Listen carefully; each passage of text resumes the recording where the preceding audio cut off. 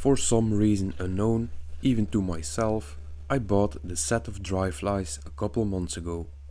For those who don't know, flies are essentially dressed hooks to make them look like insects or fish. These flies are generally used with a fly rod, which actually uses the weight of the line instead of the weight of the lure. To cast these with a spinning rod, you'd use something like this bobber, which can be filled up with water through these holes. The bobber is made with clear plastic to try and make it invisible to the fish. I'm thinking, instead of trying to hide the casting weight, why not make it into something that helps attract the fish? And that's why I came up with this little thing. It's a 3D printed, line-through, drill-shaped casting weight. As this thing should twist while reeling it in, I want the outside and the flutes to have different colors to hopefully make it eye-catching to the fish. The first colors that came to mind were red and blue, so why not finish it off for my American friends with some stars. This weight is put on the main line, followed by 2 glass beads and a swivel, and next I'll attach half a meter of fluorocarbon with my fly at the end of it.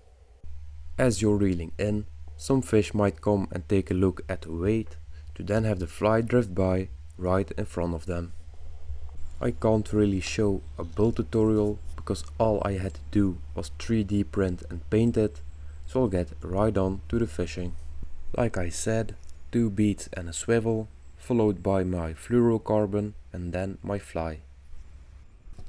I'll show a better clip at the end of the video, but I hope you all can see that the weight is spinning perfectly, but the fly is not, so there's no line twist at all.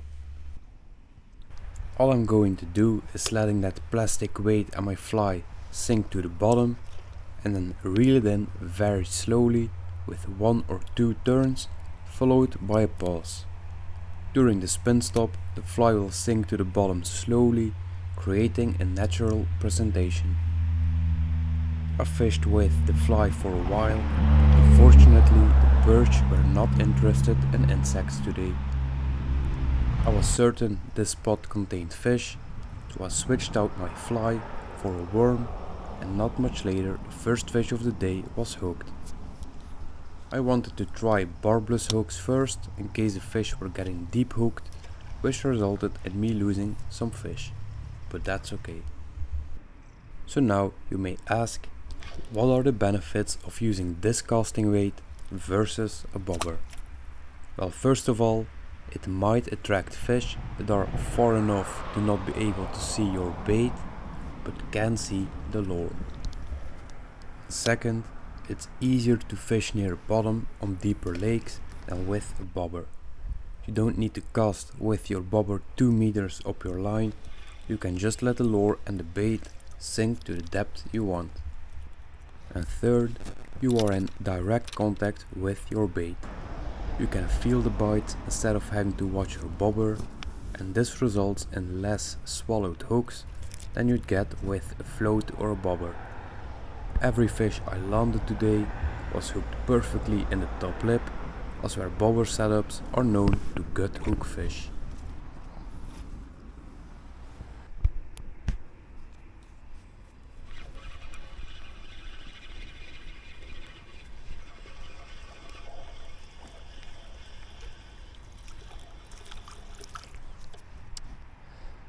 Dang it, dude.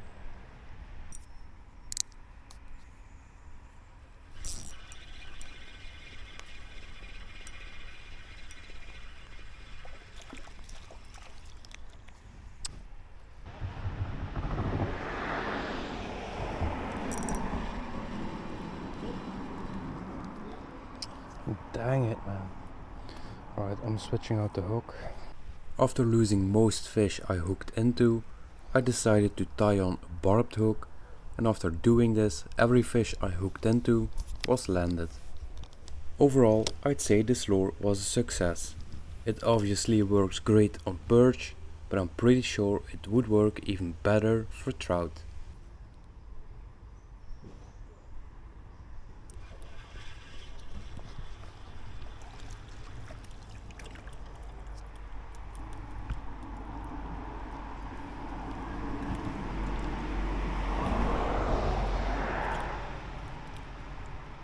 As you can see here, the fish is hooked perfectly in the top lip, as was the case for all of them.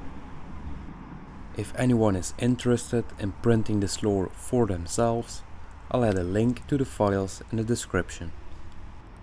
If you like this video or if you have any questions, please do let me know in the comments.